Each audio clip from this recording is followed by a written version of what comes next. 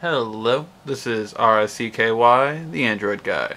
Today we're going to be going over the full review of the Asus Transformer T300. Now, for those of you who haven't heard of this tablet, it is the little brother to the Asus Prime, which has been considered the best Android tablet currently on the market. Now, this one has a little bit of a different design. Specs, though, very close to the Prime.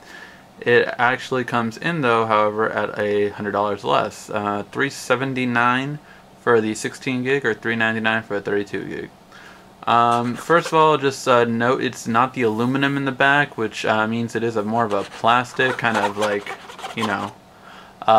feel to it. It's a nice plastic. It feels okay to hold. It doesn't like bother you that much. And it definitely repels any kind of fingerprints or scratches, so that's pretty good. Right here on the back, just while we're here, we have a 8 megapixel rear camera without LED, so no LED on this one, and a mono speaker right on the back. Another thing to note is this tablet has no GPS or Wi-Fi issues whatsoever. I know the Asus Prime had pretty much a GPS issue. The Wi-Fi, it works, it's just not as strong. For instance, when I had it in a room compared to this one, definitely noticed that you had one more bar with this model as opposed to the Prime. Alright, now around the corners over here we have the headphone port right up here. On this side we just have the dedicated power button. Over here we have a couple things going on. We have a micro HDMI connection, we have the volume rocker right here, and you have the micro SD card slot right here. On the bottom you have the proprietary connection along with the two ports for the keyboard dock. Alright, oops, we knocked the power off. And as soon as you turn it on, you do have the unlock screen for Android 4.0, so either unlock it or straight to photo. Now, important thing to note is that this one has an IPS screen, so one of the downsides compared to the Prime is it does not have an IPS Plus. So this one gets as bright as the new iPad, but no brighter. So it's still really good for the most part. I mean, very bright, stands out in terms of colors. But I just, after seeing the Prime's IPS Plus, I would like that one more. Now it's an option. A lot of people don't like their screens that bright, so it's definitely a preference. However, feel-wise, I just you cannot see it outside. Then, if it is an IPS screen, IPS Plus, you can see outside. That was the main difference between the two. Now, what built-in apps does it come with? Well, it comes with Asus services, which, let me zoom in for you. The most important one to note is really Supernote. Supernote is my personal favorite note-taking app available on the market, and it's exclusive with Asus. It allows you to do things such as writing, taking a picture, everything all combined into one app, typing, writing, picture taking, voice recording, everything in one app. So it's a really good note taker. So I definitely like it. File Manager is obviously just a nice way to save your files and load them. Libraries for Asus own personal books, and then MyCloud is for their online storage. So those are the basic ones that come with it. Now, other important things to note are going to be that it does have Android 4.0 on it, so it does move fairly quickly, especially since it has a Tegra 3 quad core. Yes, this is actually the lowest priced quad core right now on the market, so that definitely stands out. Another important thing to note is actually that's built in is right here. Now, if you've seen the video on the Prime, I've gone over this before, but you have a standard balance mode, you have a high performance mode which uses all 4 cores on here, including the 5th Ninja core, and then you also have this, which basically is the light performer. It's called power saving mode. In power saving mode, it only uses 2 cores. So that's really important to note if you ever want to cut down on battery life, have a longer battery life, definitely put it on power saving mode, but we'll put on balance for the demonstration.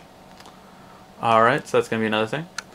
Now, in terms of web browsing, there's no real lag, and you do have the 3 most popular browsers, one being the stock browser, 2 being the Dolphin browser, and 3, of course, my personal favorite, the Chrome browser. They all move fairly quickly, no real lag to them. I'll just use the stock one. Oops, sorry, my Wi-Fi is not on. I'm missing my Wi-Fi's with the 3Gs. Kudos if you got that reference. So now, right now, the Wi-Fi is turning on. But basically, the browser moves pretty quickly. On the meantime, I'll just be going to the other things like music. So let's just go to... Pretty loud. It is a mono speaker.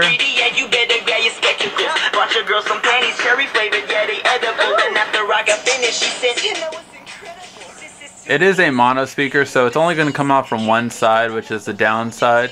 But definitely strong, and no real complaints. Not muffled or anything like that. Just I wish it was a dual stereo speaker instead of just a regular one. Alright, now that our web browser's back up, I'll go over that again. So let's go to a full website.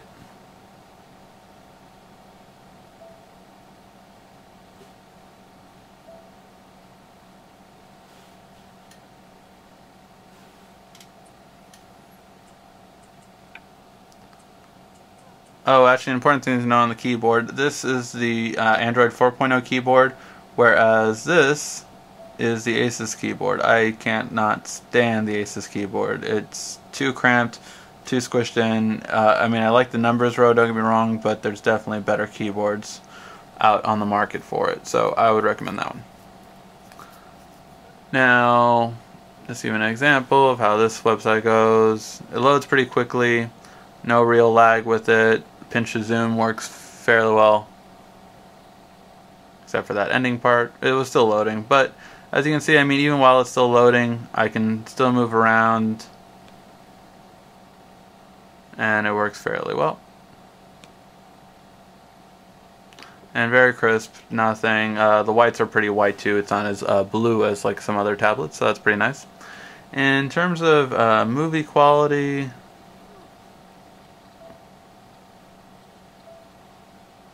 it does bode pretty well. Again, the main thing is that it doesn't have the IPS Plus screen, so it's not as bright as the Prime, but still pretty well off.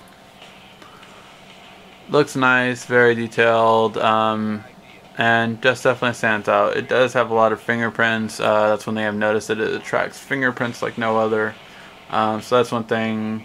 That they do give you a cloth, though, as I've shown in the unboxing. They do give you a cloth to clean those fingerprints off, and you will be using it. So that's going to be how the movies play. Pretty well off. Again, the movie experience is always cut down a little bit when you have just one speaker, just because it's only coming from one side and not from the other side. It just takes away from the whole experience. I just don't see why every tablet shouldn't have stereo speakers. It's a fail of a lot of companies that aren't doing it. Now, in terms of the camera,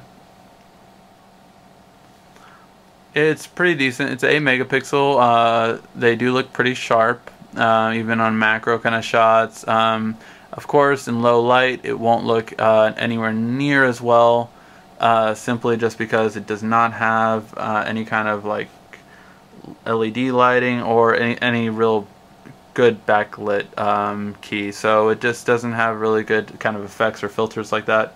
Also, the front camera is pretty well off. Definitely more than manageable for any kind of voice chatting, so that's pretty good. Overall, it is priced at $379 for the 16 gig or $399 for the 32 gig. But what definitely stands out is the fact that, of course, you can make this into a laptop. So the keyboard is a separate add-on. It's $149, which I feel at this point should be $99 or $129. I don't know, just a little bit less than it was last year. But it still does offer some nice benefits, such as gonna be the SD card slot and the full USB, so you can connect a flash drive, hard drive, keyboard, mouse, whatever you want to it. And of course, you can add SD card for your pictures, or just as an extra storage if you're not using the micro SD that's on there. But the best part about it really is that when you connect the two, you really have an insanely long battery life. And definitely what I always have recommended, if you're a traveler, you should have the Asus transformer. If you travel a lot, there is nothing on that we have in the electronic world that is 15 hours that can do all of this. And that's what this delivers. This delivers a total of 15 hours with it, and it's pretty nice because I'll show you, you actually charge from the keyboard. So there's the keyboard's battery life, there's the Asus pad. I mean, when I had them connected, it lasted 3 days with typical use, and that was with GPS and everything like that on.